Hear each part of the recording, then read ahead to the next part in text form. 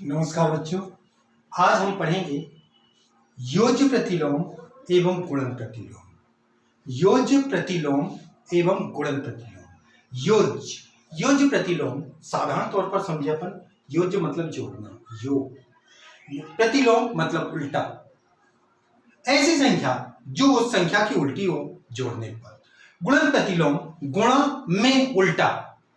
तो अगर अपन ये कह सकते हैं कि योज्य प्रतिलोम किसी संख्या का योज्य प्रतिलोम वह संख्या होती है जिसको उस संख्या में हम जोड़ें, उस संख्या के साथ में जोड़ दिया जाए तो योगफल जो है वो शून्य हो जाए। किसी भी संख्या में उसके योज्य प्रतिलोम को जोड़ा जाता है तो हमेशा उसका मान शून्य होता है। गुणन प्रतिलोम ठीक इसके अलग गुणा के रूप में आता है, ये जोड़ने पर आता है और ये गुणा में। तो इधर पर देखें, किसी संख्या का गुणन प्रतिलोम उस संख्या का ऐसी संख्या होती है जिसको उस संख्या में गुणा करें तो गुणनफल 1 हो जाए। यहां पर यही लिखा है, किसी संख्या का योज्य प्रतिलोम वह संख्या होती है जिसको उस संख्या में जोड़ने पर योगफल शून्य प्राप्त हो जाता है या शून्य हो जाता है। किसी संख्या का गुणन प्रतिलोम वह संख्या होती है जिसका उस संख्या के साथ गुणा करने पर गुणनफल 1 हो जाता है। तो देखिए, मान लीजिए एक संख्या ली हमने 5 का योज्य प्रतिलोम क्या होगा और 5 का गुणन प्रतिलोम क्या होगा। इसमें बोला जा रहा है कि इसमें यदि ऐसी संख्या का चयन किया जाए जिसको इसमें जोड़ा जाए तो योगफल कितना हो या जोड़ना कितना है, शून्य आ जाए। और इधर का गुणन प्रतिलोम के लिए यह बोला जा रहा है कि इसमें ऐसी संख्या का चयन किया जाए जिसका इसमें हम गुणा करें तो गुणनफल 1 हो जाए। तो देखिए, गुणा का और जोड़ना घटाना, तो अपन ये जान रहे हैं कि जोड़ने करने में स्वाभाविक है कि योग तो बढ़ेगा। लेकिन हम इधर पर चिन्हों के नियमानुसार बहुत सी संख्याओं को पढ़ चुके हैं। तो इधर पर देखिए, यदि ये संख्या धनात्मक है, यदि इसमें से 5 ही घटा दिया जाए, 5 जोड़ रहा है तो 5 में से 5 घटा ही दिया जाए तो योगफल शून्य हो जाएगा। अब 5 घटेगा कैसे, तो हम ये जान रहे हैं कि इसमें 5 में यदि हम ऋण 5 को जोड़ दें, 5 में यदि हम ऋण 5 को जोड़ दें तो योगफल कितना हो जाएगा, शून्य हो जाएगा। अर्थात 5 का योज्य प्रतिलोम जो होगा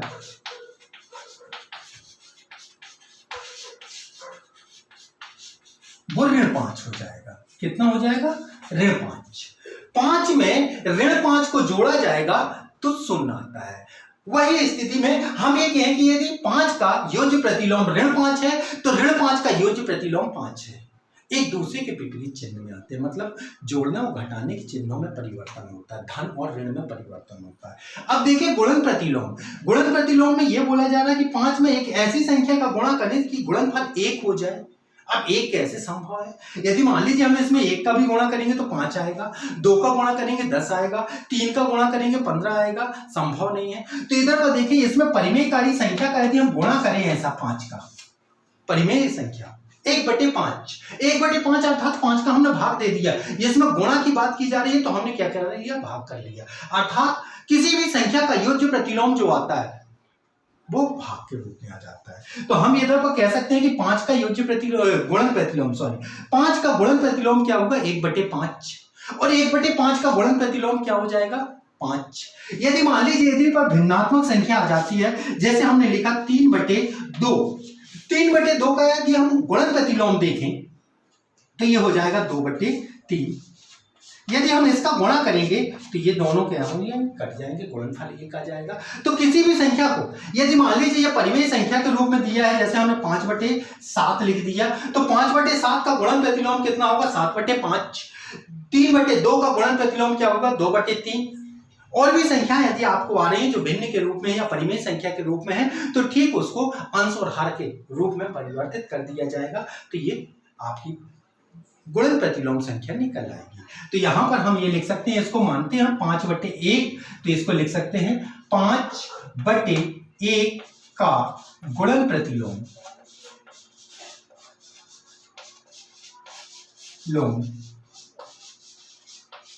1/5 होगा। कितना है, 1/5। उम्मीद है कि आप योज्य प्रतिलोम और गुणन प्रतिलोम अच्छे से समझ गए होंगे। फिर से देखें, किसी संख्या का योज्य प्रतिलोम वह संख्या होती है जिसको उस संख्या में जोड़ा जाए तो जोड़ने पर, बोलना जोड़ना है, भले चिन्ह उल्टे होते हैं, ठीक है, लेकिन आपको जोड़ना ही बोलना है, जोड़ने पर योगफल शून्य हो जाए उसे हम क्या बोलेंगे, योज्य प्रतिलोम। और गुणन प्रतिलोम, किसी संख्या का गुणन प्रतिलोम वह संख्या होती है जिसको उस संख्या के साथ गुणा कर रहे हैं तो गुणनफल 1 आ जाए। धन्यवाद।